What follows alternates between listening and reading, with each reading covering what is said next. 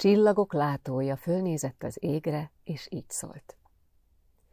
Itt az ideje, hogy elmeséljem nektek, hogyan vált méltóvá Szent István király a keresztségben kapott új nevére, és hogyan választotta meg koronázásának időpontját. Hol volt, hol nem volt. Éppen 1000 évvel ezelőtt történt, hogy édesapja, Géza fejedelem halála után a nemzet irányításának gondja a fiatal Istvánra maradt. Bár ifjú volt még, de szívében, lelkében érett, és határozott tervei voltak arról, hogyan fogja az országot vezetni. Erős, egységes és keresztény államról álmodott, melyet kitartó munkával, lépésről lépésre haladva végül meg is teremtett. István születésekor a vezérekhez méltó Vajk nevet kapta. De amikor a keresztségben ismét névvel ruházták fel, Jézus első vértanújának, Istvánnak nevét választotta magának. Tudjátok, az ember akkor kap új nevet, ha megváltozik az élete. És ezt a változást mindenki elismeri. István már 4 éve volt a magyarok fejedelme, de még mindig nem került a fejére a korona.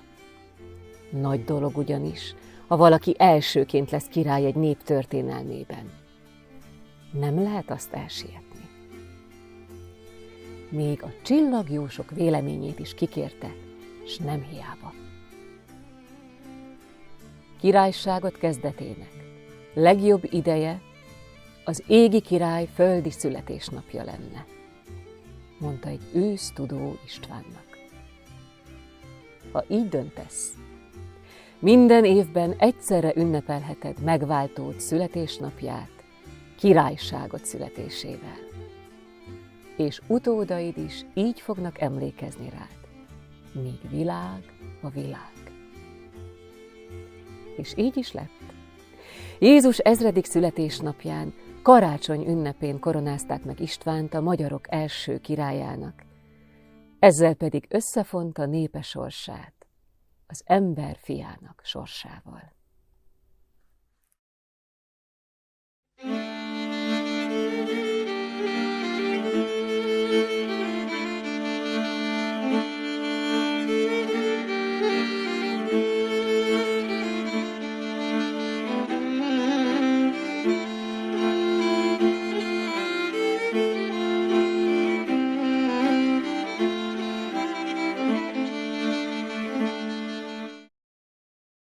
Szeretettel köszöntelek titeket, innen a Pilis-hegységből, Esztergom környezetéből, Szent István királyunk szülőföldjéről.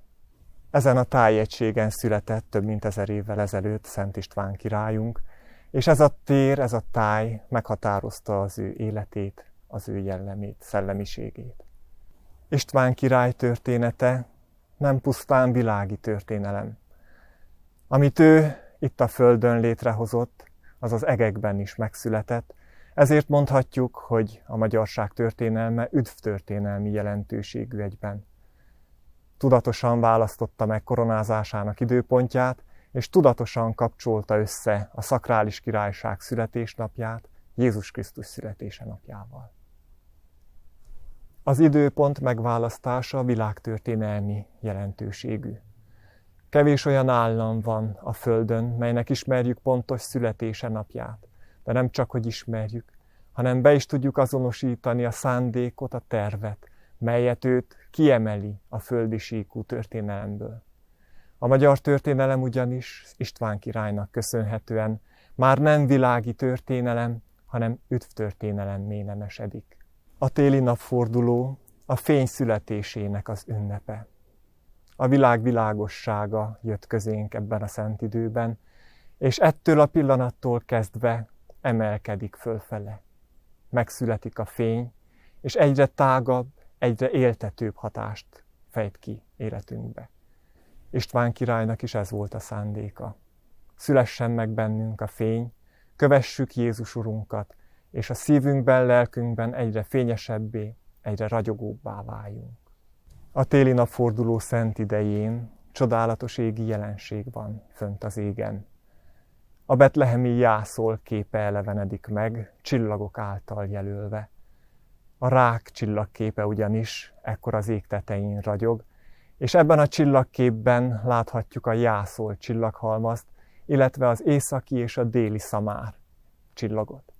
Ezért mondhatjuk tiszta szívvel és igazul, hogy Jézus jászolánál itt a földön, fönt az égben az ökör és a szamár áll egymás mellett. A rák jele, a rák csillagképe, az az áldozatvállalás, az áldozathozatalnak is a szimbóluma egyben. Tehát az égi király áldozatot hozott, értünk megszületni itt a legsötétebb pillanatban. Mi is legyünk képesek áldozatot hozni életünkben azért, hogy a körülöttünk lévő mindeneket, minden érző lényt fölemelni tudjuk, magunkat is egyre inkább a fényességhez igazítsuk, és visszatérjünk oda, ahonnan a földre születő lelkek elindulnak, magába az égbe. A földre született megváltó hozta el az emberek számára az üdvösséget, és ugyanúgy egy apostoli király a népe nemzete számára, sőt az egész világ számára hozhatja el az üdvösséget, amennyiben Jézus útján jár. Szent Istvánnak köszönheti a magyar nemzet, hogy egy szakrális királyság alapjait fektette le. Magyar király csak az lehetett a történelem során, akit a szent koronával koronáztak meg. És hogyha megfigyeljük, Szent István nevében maga a szent korona jelenik meg. A Hagios Stephanos görögül ugyanis annyit tesz, mint szent koszorú, szent korona. Fontoljuk meg tehát, vessünk számot életünkkel, képesek vagyunk-e követni az istváni küldetést, az istváni programot, képesek vagyunk-e követni Jézus Krisztus tanításait. És ha igen, fogadjuk szívünkbe a fényt, tápláljuk, erősítsük, ezáltal életünk egyre világosabb, egyre ragyogóbb lesz. És hogyha mi ragyogunk, környezetünk is fel fog fényesedni. Karácsony ünnepén törekedjünk a belső fény éltetésére, törekedjünk arra, hogy ez a fény kiáradjon a világra.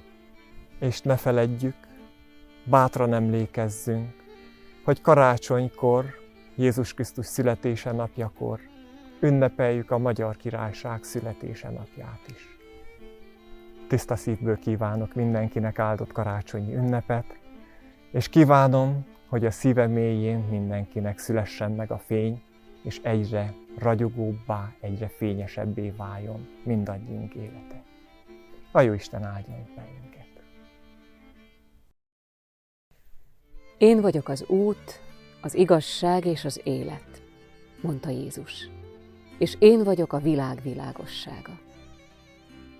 Aki engem követ, nem járhat sötétben, mert övé lesz az életnek világossága.